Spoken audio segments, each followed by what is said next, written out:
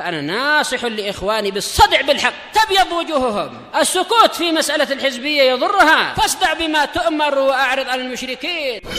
سلامي على دماج ورجالها والشيخ يحيى ودار العلم يا سعد بانيها. Bismillahirrahmanirrahim. Alhamdulillah hamdan katsiran tayyiban mubarakan fihi kama yuhibbu rabbuna wa yarda. Sallallahu ala nabiyyina Muhammadin wa ala alihi wa sahbihi wa sallam tasliman katsiran. Amma ba'du.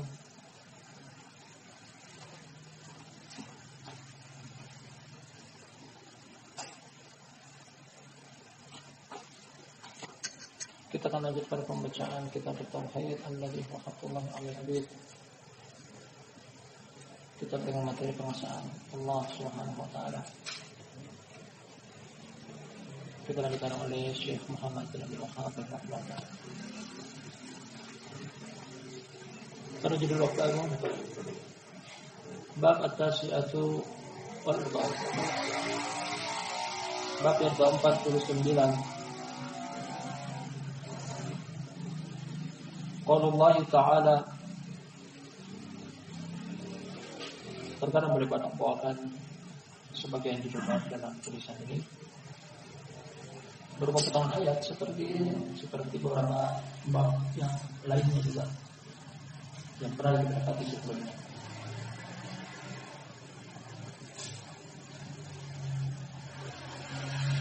Qaulullah Ta'ala, perkataan Allah Ta'ala, falamma atahuma salihan ja'ala lahu syuraka'a fima atahuma fata'ala Allahu amma yusyrikun.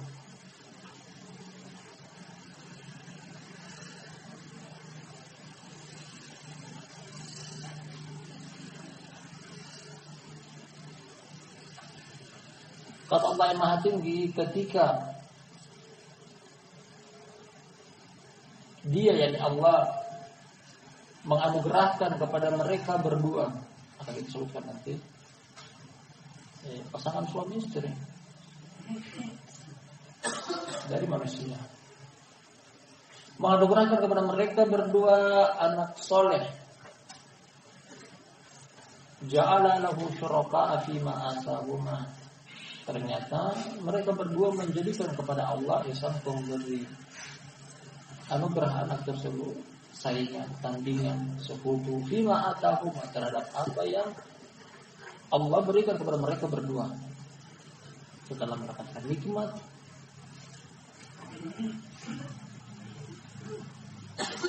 ternyata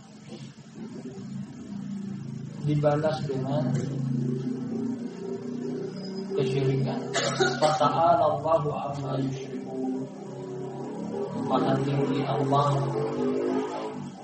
terhadap apa yang mereka sekutukan. Ayat ini kalau kita baca dari awal,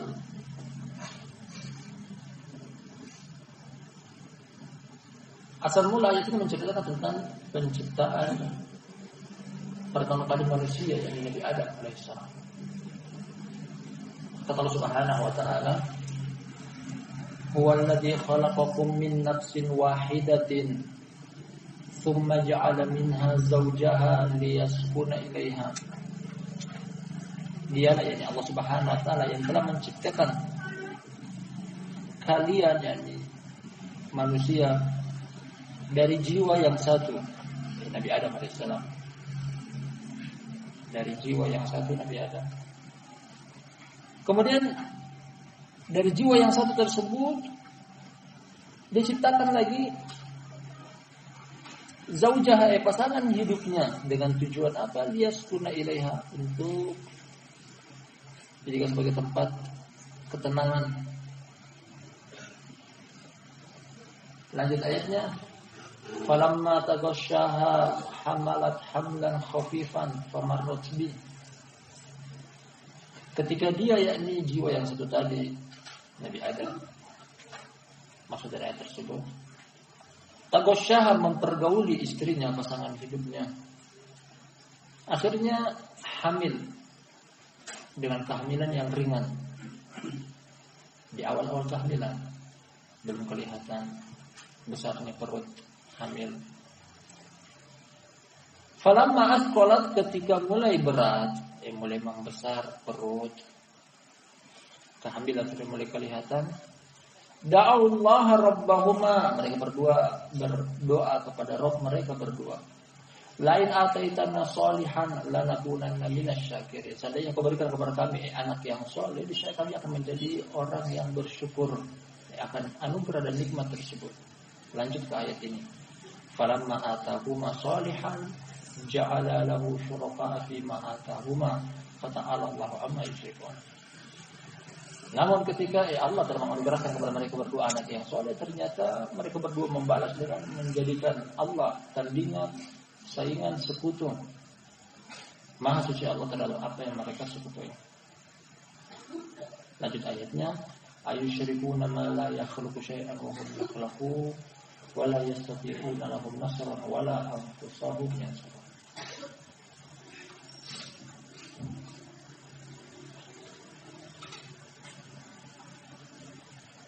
Barakallahu fikum jami'an. Dari apa yang barusan kita baca,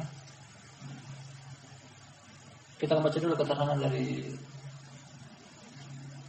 tambahan dari penulis berupa penukilan sebelum kita menyimpulkan tentang kandungan fikih atau pemahaman dari judul bab ini berkaitan dengan kitab tauhid. Qala Ibnu Hazm,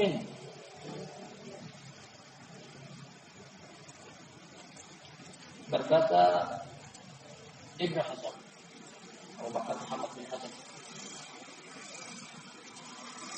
Al-Maghribi Al-Andalusi, seorang imam. Katanya ittafaqu ala tahrimi kulli ismin mu'abbadin li ghairillah ka abdi Amr wa abdil Ka'bah wa ma asbah dzalika hasya Abdul Muttalib. Imam Ibnu Hazm berkata bahwasanya mereka bersepakat, ini adalah ijma, kesepakatan kaum muslimin, pengharaman seluruh nama yang dihambakan kepada selain Allah, seperti Abdul Amr, Abdul Ka'bah, dan semisalnya Abdul Syams, Abdul Uzza, Abdul Manat, Abdul Lat, Abdul Rasul, dan seterusnya. Kecuali Abdul Muttalib. Pengecualian di sini kecuali Abdul Muttalib, kecuali Abdul Muttalib ada perselisihan di dalamnya. Hanya saja yang roja adalah tetap saya tidak boleh, karena Muttalib adalah manusia, hamba. Tidak boleh menghambakan diri kepada hamba yang lainnya. Kesimpulannya bahwasanya tidak boleh nama penghambaan kepada selain Allah, dan yang masyru', bahkan ini nama yang disyariatkan, hendaknya menghambakan diri, penamaan penghambaan diri kepada Allah saja satu-satunya. Dan yang paling afdal adalah Abdullah dan Abdul Rahman, karena ini nama yang paling Allah cintai. Datang dari hadis Ibnu Umar riwayat Imam Muslim, kata Nabi sallallahu alaihi wasallam, ahabbul asma'i ilallah Abdullah wa Abdul Rahman.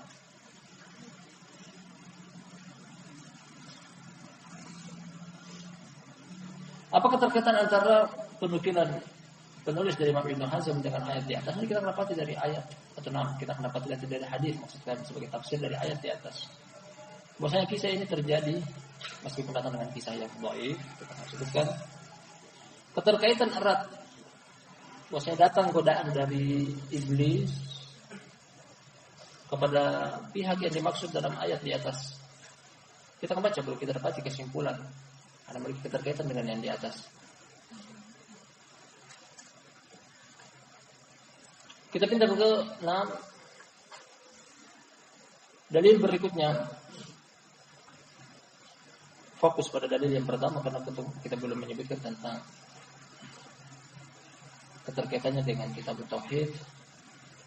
Belum kita dapati kesimpulan dari judul bab ini. An Ibnu Abbas radhiyallahu anhuma fil ayat, dari Ibnu Abbas, semoga Allah meridhai keduanya, dalam ayat di atas. Ayat pada surat Al-A'raf yang ke-190. Qala, kata Ibnu Abbas, Lamma taghasyaha Adam hamalat. Ketika Nabi Adam mempergauli istrinya, akhirnya hamil. Hamilan pertama. Fa'atahuma iblis. Akhirnya iblis mendatangi mereka berdua dengan bentuk menggoda, merayu, menyesatkan, tergelincirkan. Ini janji dari iblis. Faqala, kata dia, inni sahibukum alladhi akhrajtukuma minal jannah.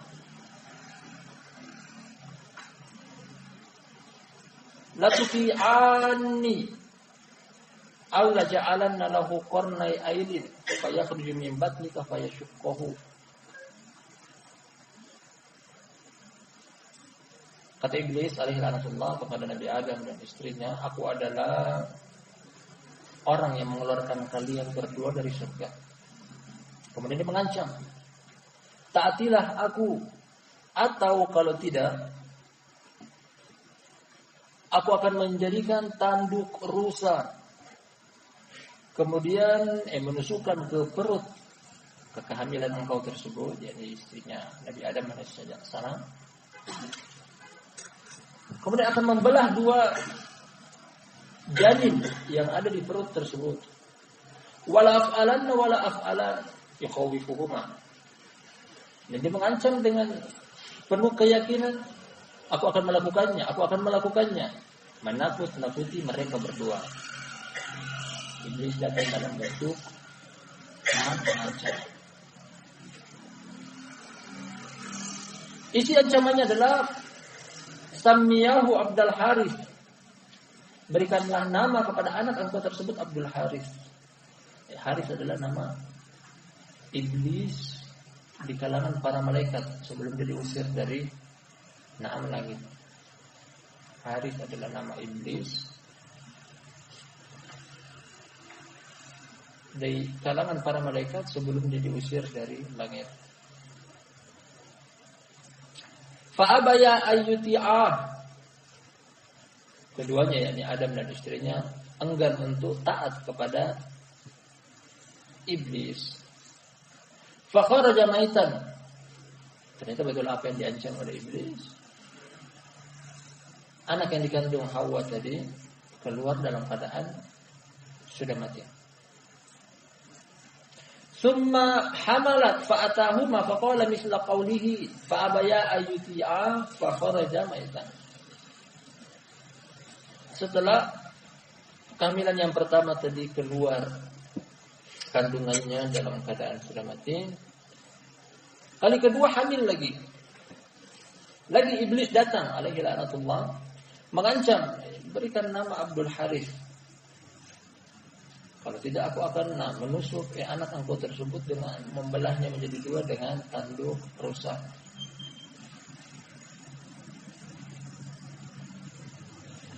Dan keduanya seperti pada permulaan kisah tidak mau taat, kali ini pun tidak mau taat. Pun kisahnya sama, akhirnya dia pun keluar atau lahir dalam keadaan mati.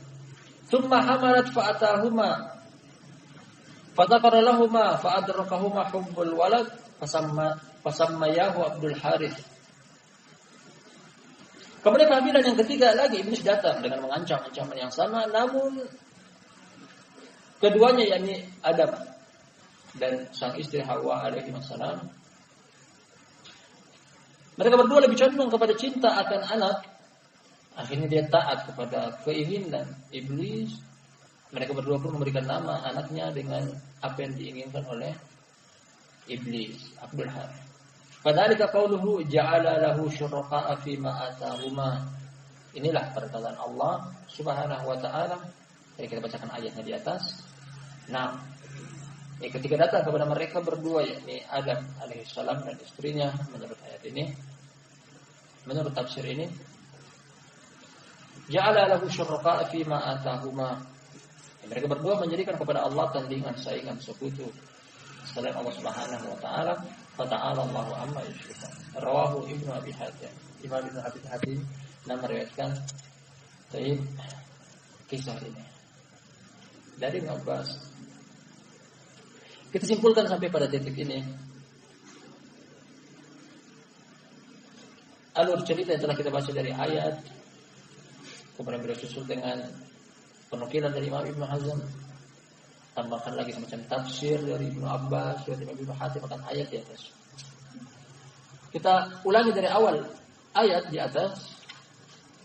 Kata Allah Subhanahu wa taala, "Huwa alladzi khalaqakum min nafsin wahidatin tsumma ja'ala minha zawjaha liyaskuna ilaiha."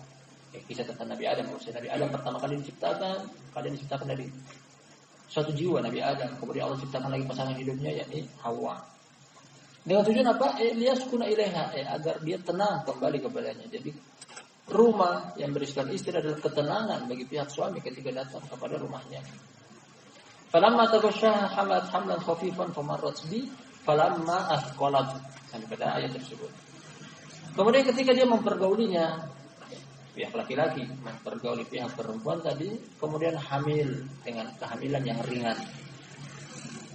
Kehamilan yang ringan di awal-awal kehamilan, bulan pertama, bulan kedua, bulan ketiga, bulan keempat, belum terlihat besar perutnya.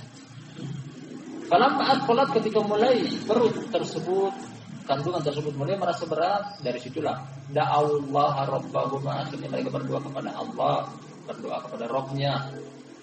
Lain ataitana sholihan lanakunanna minasyakirin, seandainya engkau anugerahkan kepada kami anak soleh, kami akan menjadi orang-orang yang bersyukur.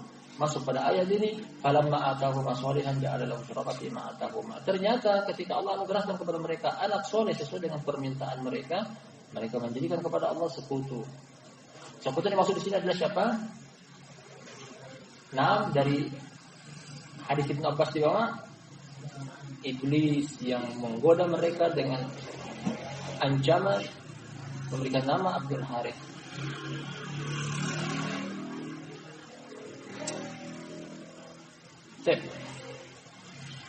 Sebelum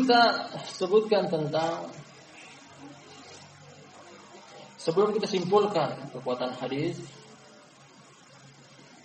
yang penulis inginkan dari judul bab ini, kita simpulkan dulu tentang judul bab berkaitan dengan kitab tauhid ya. Ada dua hal. Pertama adalah setelah kita baca bab yang sebelumnya, karena bab per bab sang penulis terkadang membawakan keterkaitan yang erat. Bab yang sebelumnya menceritakan tentang sebagian orang ketika ditimpa musibah oleh Allah Subhanahu wa taala, kemudian Allah datangkan kepada dia jalan keluar dari musibah tersebut. Yang tadinya lapar menjadi kenyang, yang tadinya miskin menjadi kaya, yang tadinya sempit menjadi lapang. Ternyata dia menganggap bahwasanya kelapangan tersebut, kekayaan tersebut, kekenyangan tersebut, yang jalan keluar dari musibah, bahwasanya itu murni datang dari diri dia. Dia lupa dengan sang pemberi kelapangan, kekayaan dan kekenyangan adalah Allah Subhanahu wa taala. Semakna dengan apa yang barusan kita baca, hanya saja ini berbunyi langsung kesyirikan. Tadinya ada permintaan doa, ada permintaan. Kalau yang sebelumnya tidak meminta, Allah langsung kasih ketika ditimpa musibah. Ini dia butuh, diminta kepada Allah Subhanahu wa taala. Allah kasih, kemudian dia lupa dengan Allah sang pemberi rezeki. Allah vonis di akhir ayat, fata'ala Allahu amma yusyrikun. Nah, sudah diberi rezeki, atau sudah dipenuhi keinginan dia, hajat kebutuhan dia, dikabulkan doa dia, ternyata malah menduakan Allah Subhanahu wa taala dalam peribadatan. Ini pertama. Dari sisi hal tersebut menggugurkan tauhid. Karena Allah vonis di akhir ayat dengan fata'ala Allahu amma yusyrikun, itu adalah perbuatan kesyirikan. Kesyirikan tentunya lawan daripada tauhid, menggugurkan tauhid. Kajian yang sedang kita kaji. Yang kedua adalah penukilan dari Imam Ibnu Hazm, sengaja beliau bawakan dengan maksud ini. Bahwasanya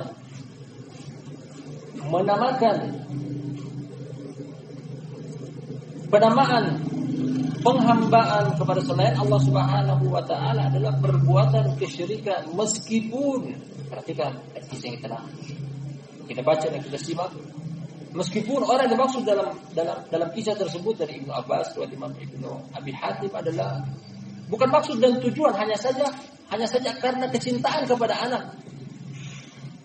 Bahasa sederhananya kita karena terpaksa orang ini melakukan, wa illa dia tidak niatkan. Dia tahu maksud dari perbuatan kesyirikan, tapi dia tidak niatkan. Terpaksa. Tetap saja orang ini dikatakan melakukan kesyirikan. Tetap saja orang ini dikatakan melakukan kesyirikan. Jadi menghambakan diri kepada selain Allah Subhanahu wa taala meskipun hanya dalam penamaan, bukan sujud kepada berhala, bukan meminta kepada berhala, hanya sekedar penamaan. Meskipun orang tersebut sujud kepada Allah, meskipun orang tersebut beribadah kepada Allah, tapi tetap saja perbuatan tersebut dikategorikan perbuatan yang kesyirikan, tentunya menggugurkan tauhid. Dua hal ini yang kita bisa simpulkan dari awal bab, mulai dari judul bab yang boleh jadikan sebagai potongan ayat sampai pada tafsir yang kita baca ini. Pokoknya masih ada, akan kita baca lagi nantinya dari beberapa tafsir yang lain.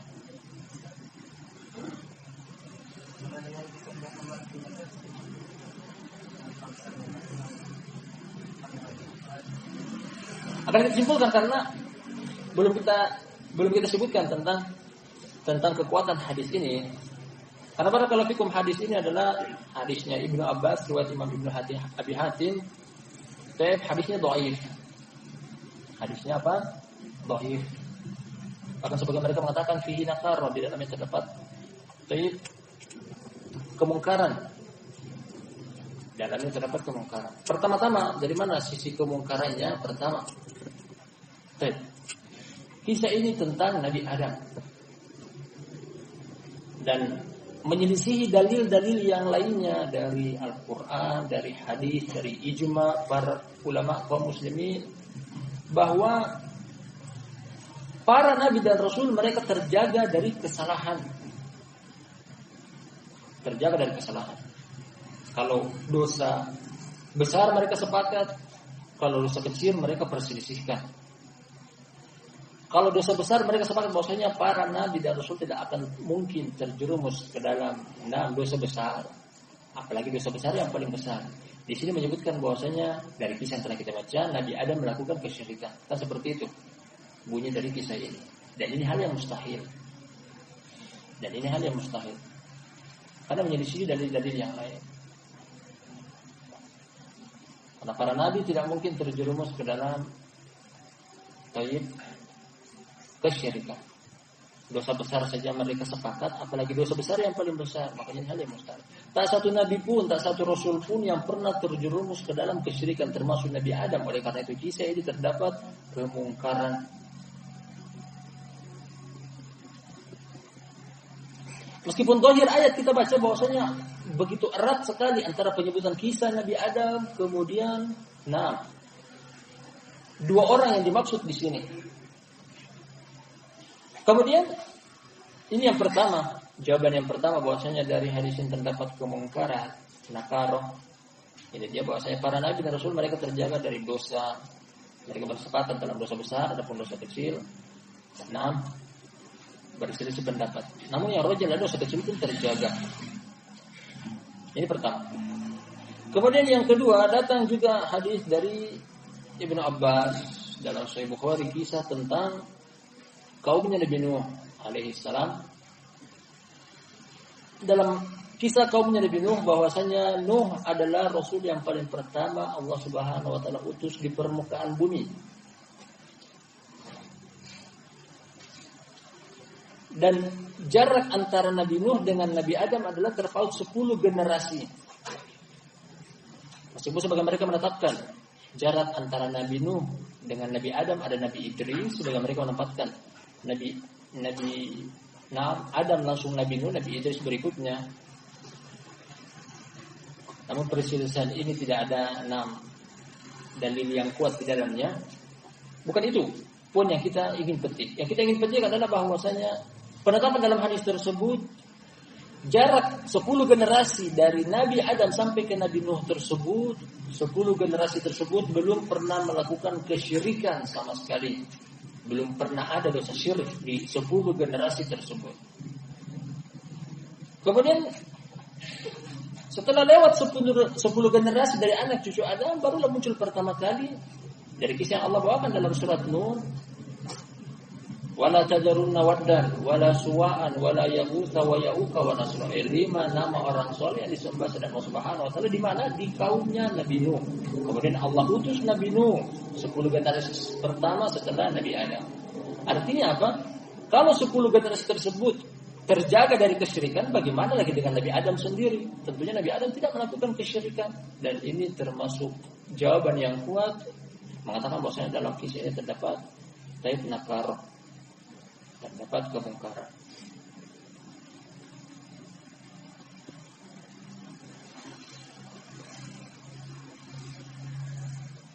Demikian juga ayat-ayat Al-Quran memberikan wanti-wanti bahwa orang-orang ini tidak pantas untuk dijadikan sebagai suri tauladan. Kalau mereka melakukan kesyirikan, gugurlah suri tauladan tersebut. Dalam Al-Quran mengajarkan murid kita untuk kembali kepada para nabi dan rasul dalam mencontoh amalan, dalam mencontoh akhlak, adab, ibadah, suluk, dan seterusnya di antara syariat-syariat Islam atau syariat-syariat agama. Kalau salah satu dari mereka melakukan perbuatan yang mencoreng nama baik mereka, tentunya tidak pantas untuk dijadikan sebagai suri tauladan.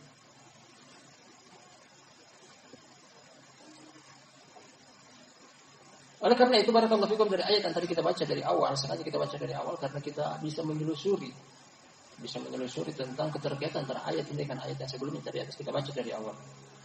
Awal pertama menyebutkan tentang kisah penciptaan Nabi Adam.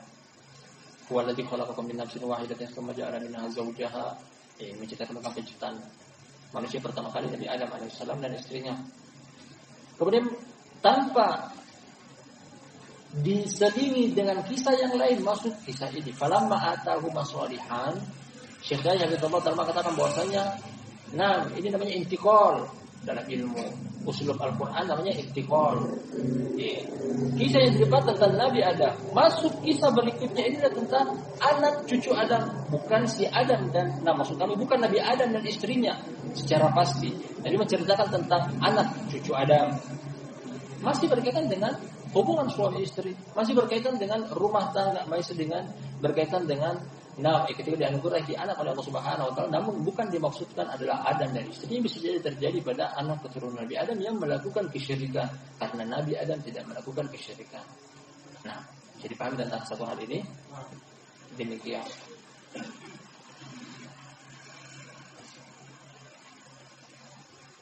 Karena kita mensucikan.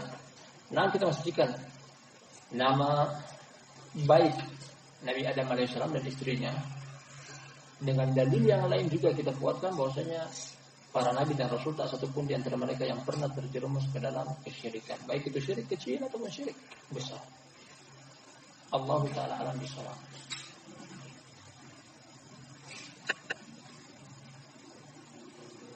Tadi telah kita simpulkan di depan pertama-tama tentang keterkaitan antara judul bab ini dengan kitab tauhid secara garis besar, bahwa ada dua hal.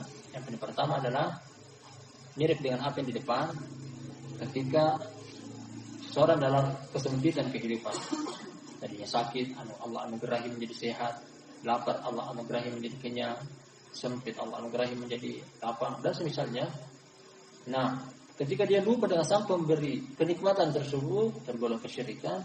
Hal ini lebih syirik lagi dari sisi bahwasanya dia minta kepada Allah Subhanahu wa taala, kemudian Allah berikan, dan ternyata dia lupa dengan pemberian tersebut, malah melakukan kesyirikan kepada Allah Subhanahu wa taala. Ini sisi yang pertama. Kemudian sisi yang kedua adalah bahwa penamaan, penghambaan diri kepada selain Allah Subhanahu wa taala, hal tersebut tergolong kesyirikan meskipun tidak diniatkan.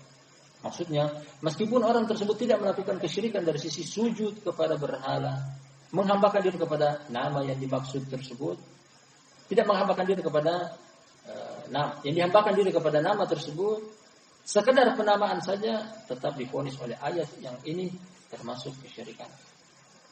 Kita baca dalil berikutnya, masih ada 6 dalil. Walahu dari Imam Ibnu Hatim. Bisa dari sahih an Qatadah qala syuraka fi ta'atihi wa lam yakun fi ibadatihi. ini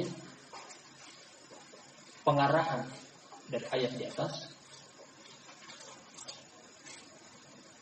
Jadi maksud syuraka, tandingan, sekutu, saingan dari ayat di atas adalah dalam hal ketaatan, bukan peribadatan. Ini pun terlalu. Nah, maksudnya sama dengan tujuan untuk membersihkan nama baik Adam alaihissalam, Nabi Adam alaihissalam. Jadi, ketaatan ini tidak sampai tingkatan kesyirikan. Artinya bukan ketaatan dalam hal peribadatan. Namun ini terlalu jauh barakallahu fikum. Dikarenakan ada yang namanya syirkut ta'ah. Orang Nasara ketika mereka taat kepada alim ulama mereka, ahli ibadah mereka, Allah Subhanahu wa taala mengatakan ittakhadhu ahbarahum arbaban.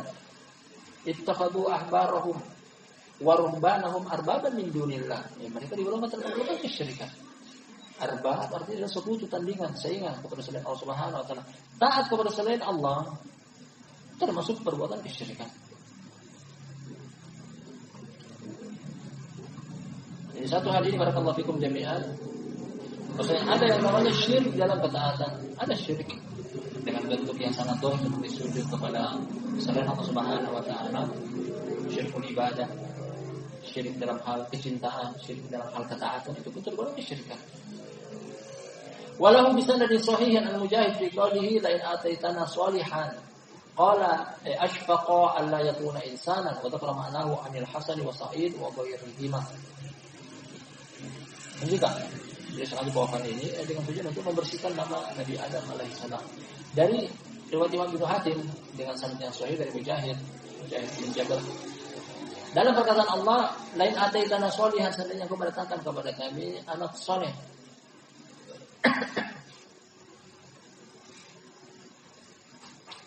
Qala, kata Mujahid, anak soleh tersebut yang dia khawatirkan adalah asfaqa alla yakuna insanan. Dia khawatir itu bukan manusia, cuma buat-buatannya si iblis.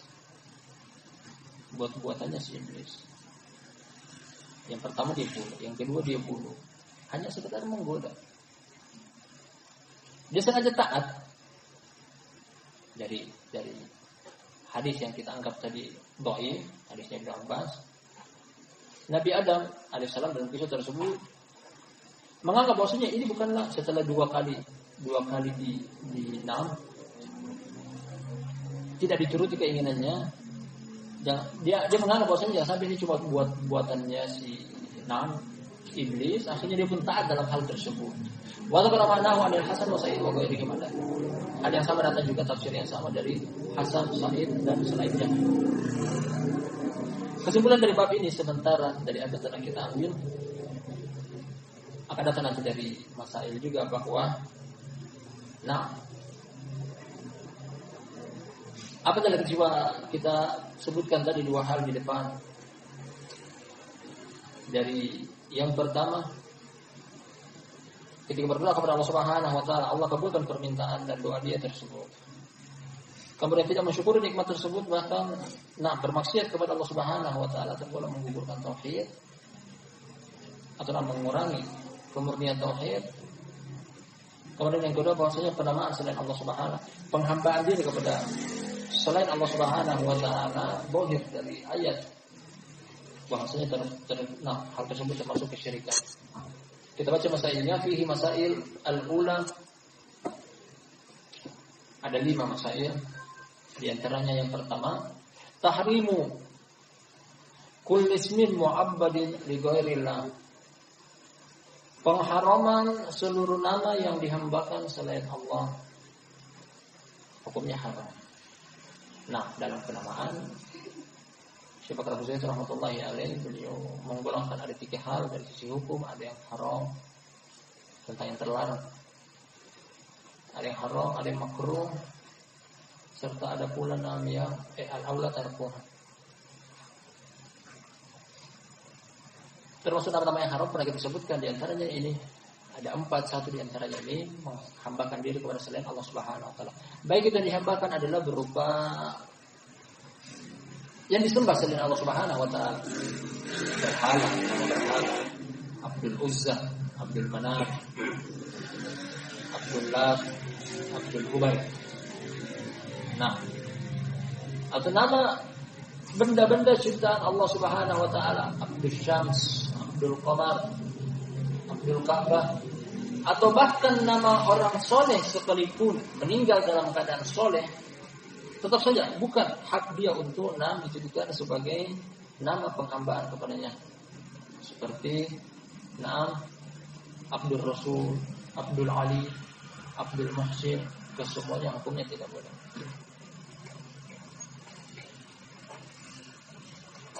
Kemudian pada tingkatan yang kedua yang terlarang juga adalah dan hukumnya haram, penamaan kepada tokoh-tokoh atau figur-figur yang meninggal dalam kekafiran, terkenal memusuhi agama Allah Subhanahu wa taala seperti Fir'aun, Haman, Qarun, Abu Lahab, Abu Jahal, Abu Thalib dan sebagainya.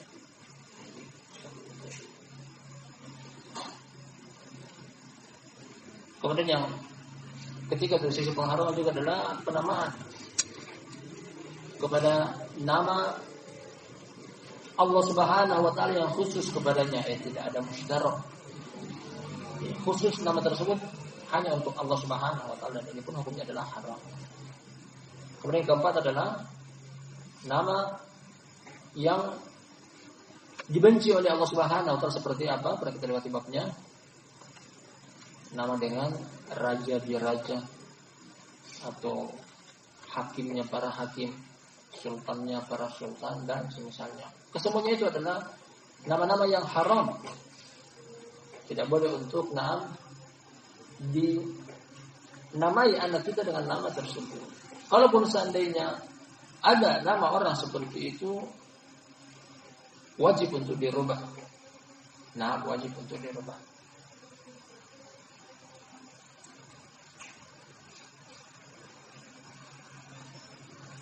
Sebagian ulama juga mengikutkan tidak boleh untuk memberikan nama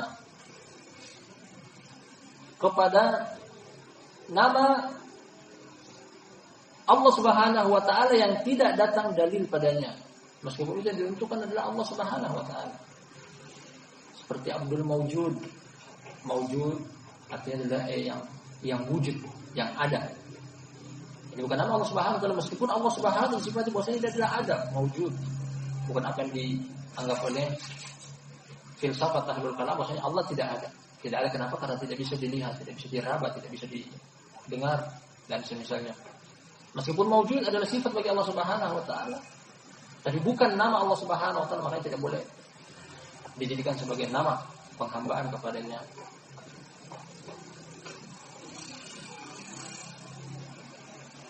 Asalnya yang kedua, masail yang kedua yang berikutnya, tafsirul ayat, tafsir dari ayat. Karena kita sebutkan di depan bahwasanya ayat awal dan ayat yang terakhir namanya intiqal kisah.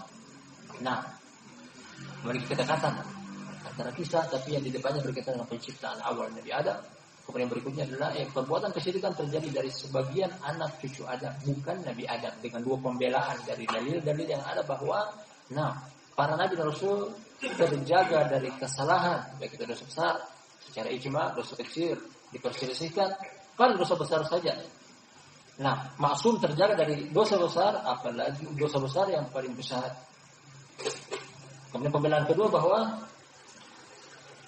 10 generasi pertama Nabi Adam sampai ke kaumnya Nabi Nuh dalam dalil hadis Abu Hurairah, hadis Ibnu Abbas dalam Sahih Bukhari bahwa mereka belum pernah melakukan kesyirikan kepada Allah Subhanahu wa taala. Kesyirikan pertama kali terjadi di kaumnya Nabi Nuh.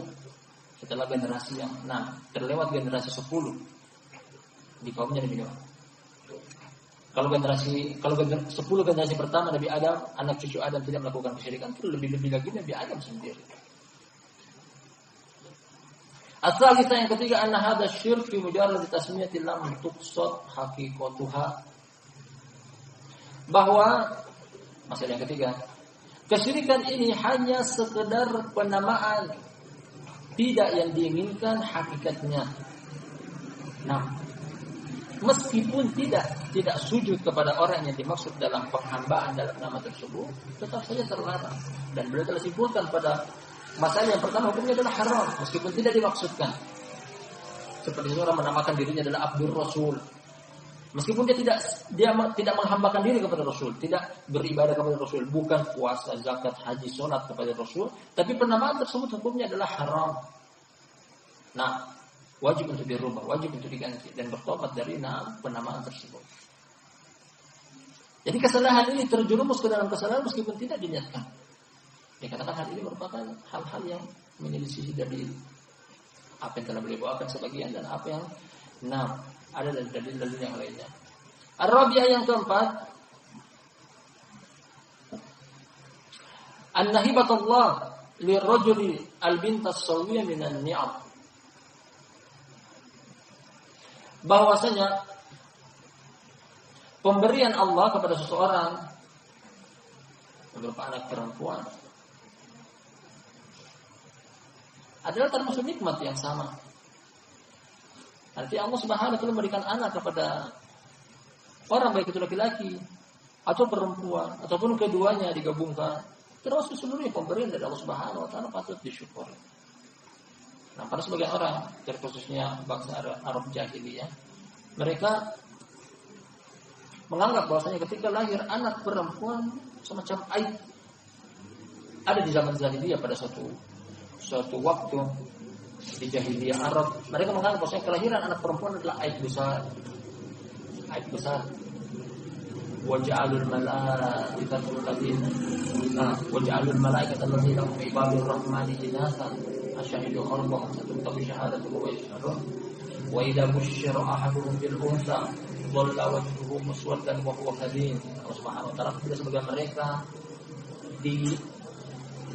beritakan tentang kelahiran anak perempuan, wajah mereka menghitam karena malu. Anggapan mereka bangsa Arab jahiliyah zaman dahulu, mereka menganggap bahwasanya kelahiran anak perempuan hanyalah beban. Karena di waktu itu sering terjadi peperangan, yang dibutuhkan adalah pasukan perang kelahiran dari anak laki-laki. Karena ketika anak perempuan lahir, ketika terjadi perang, mereka butuh ditolong dan mereka tidak bisa menolong. Lari mengungsi ke sana kemari, mereka hanya jadi beban. Nah, sebagai mereka juga beranggapan bahwasanya anak perempuan sudah dirawat, dididik, dibesarkan. Setelah besar, dia ambil digiring oleh suaminya di bawah. Lalu kita dapat manfaat apa? Tidak ada. Nah, jadi itu termasuk anggapan-anggapan yang ini. Makanya Allah Subhanahu wa taala mencela dengan sangat bangsa jahiliyah Arab yang sengaja menguburkan hidup-hidup anak perempuan mereka. Wa idzal mau'udatu su'ilat bi ayyi dambin qutilat. Maksudnya anak perempuan atau anak laki-laki adalah anugerah dari Allah Subhanahu wa taala. Yahabu liman yasha'u inasan wa yahabu liman yasha'u dzukur aw yuzawwijuhum dzukranan wa inasan wa yaj'alu man yasha'u aqiman innahu alimun qadir. Allah Subhanahu wa taala ada yang Allah anugerahkan anak laki-laki, ada juga yang Allah anugerahkan anak perempuan. Ada bahkan Allah anugerahkan juga anak laki-laki dan perempuan dari satu keturunan keluarga. Ada juga yang Allah Subhanahu jadikan mandul, tidak ada anak sama sekali. Itu semuanya nikmat dari Allah Subhanahu wa taala. Kesemuanya pemberian dari Allah Subhanahu wa taala. Makanya jangan pernah menolak pemberian Allah Subhanahu wa taala. Kesemuanya nikmat. Anak laki-laki nikmat, anak perempuan nikmat. Datang kisah meskipun dengan sanad yang perlu ditengok kembali bahwa Umar bin Khattab radhiyallahu anhu ketika membaca ayat tersebut wa idzal mau'udatu su'ilat bi ayyi dambin qutilat, ketika anak perempuan dikubur hidup-hidup, ditanya di hadapan Allah Subhanahu wa taala, kenapa gerangan aku dibunuh? Anak perempuan hidup-hidup. Umar bin Khattab radhiyallahu anhu menangis. Kita mengatakan bahwasanya perlu ditengok lagi dari sisi dalilnya, dari sisi sanadnya. Nah, dia pernah di zaman jahiliyah kelahiran anak perempuan. Anak perempuan. Dia lebih mengikuti tradisi, merasa malu kelahiran anak perempuan karena alasan-alasan yang tadi telah kita singgung sebagian di hadapan. Akhirnya dia menguburkan hidup-hidup anak perempuannya tersebut. Dia pergi seorang diri menggali kuburan, kemudian menempatkan anak perempuannya di samping dia. Sementara gali, kemudian ada sebagian tanah yang menempel di jenggotnya. Ketika dia ingin mengangkat anak tersebut, masukkan ke liang lahat. Anak tersebut sejenak dia menengok, dia melihat. Anak tersebut membersihkan tanah dari jenggotnya sambil tertawa. sambil tersenyum. Dia mengatakan bahwasanya beginilah. Baik, anak perempuan artinya mereka memiliki perasaan, mereka memiliki kasih sayang. Namun tetap menganggap ini adalah aib di tradisi bangsa Arab, akhirnya dia tetap menguburkan dan dipendam hidup-hidup. Ketika mendengar hal tersebut kita menangis, kita katakan di depan tadi bahwa saya perlu ditengok dari sisi syaratnya. Barakallahu fikum. Al-khamisah yang kelima dzikru salafi al-farqu baina asy-syirki fi at-tha'ati wa asy-syirku fi al-ibadah. Yang kelima penyebutan para salaf perbedaan antara kesyirikan dalam ketaatan dan kesyirikan dalam ibadah. Nah, sebagai mereka apa yang beliau sebutkan di sini bahwasanya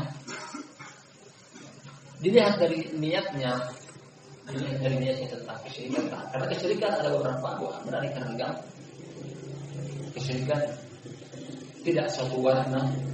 Kesyirikan dalam ibadah, sujud kepada berhala, kesyirikan kepada ketaatan, dia tidak sujud kepada berhala, hanya saja dia taat kepada sebagian pihak dan tujuan untuk menyelisih syariat Allah Subhanahu wa taala. Kapan orang tersebut terjerumus dalam kesyirikan, kapan tidak? Nah, perlu dilihat dari niatnya.